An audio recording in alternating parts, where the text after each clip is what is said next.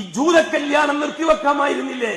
50,000 1 ലക്ഷം ആളെ വിളിച്ച് ബിരിയാണി തീറ്റിച്ച് ആ മഞ്ഞ കല്യാണവും ചുവപ്പ് കല്യാണവും വെച്ച് ഭാര്യ മക്കളെ കൂട്ടിക്കൊണ്ടുപോയി ആർത്തട്ടഹസി സുഖിച്ച് ജപിക്കുമ്പോൾ ആ ഫലസ്തീനിലെ മക്കളൊന്ന് ഓർക്കാമായിരുന്നില്ലേ?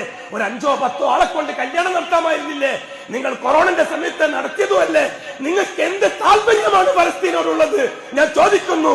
ഈ ഐക്യദാർഢ്യം പ്രഖ്യാപിച്ച് റോട്ടിലിറങ്ങി കൊലച്ചവരോട് ഞാൻ ചോദിക്കട്ടെ, നിങ്ങൾക്ക് എന്ത് താല്പര്യമാണ് അവരോടുള്ളത്? നിങ്ങൾക്ക് എന്ത് താല്പര്യമാണ് ഫലസ്തീനികളോടുള്ളത്? അതേപോലെ കല്യാണത്തിന് ക്ഷണിക്കുമ്പോൾ ഇല്ല, ഞാൻ ആ കല്യാണത്തിനില്ല, നിങ്ങളെ ചോപ്പ് കല്യാണത്തിനും മഞ്ഞ കല്യാണത്തിനും ഇല്ല. കോടികൾ ലോൺ എടുത്ത് ഹറാമിന്റെ ബിരിയാണിയും വെച്ച് പന്തല് കെട്ടി ആസ്വദിക്കുന്ന ആർഭാടത്തിന്റെ തോന്നിയവാസത്തിന്റെ ആണും പെണ്ണും ചെറുപ്പക്കാരനും ബാല്യക്കാരത്തിയും കുതിക്കുന്ന ഈ കല്യാണം എനിക്ക് പറ്റൂല. എന്റെ ഫലസ്തീനിലെ മക്കളും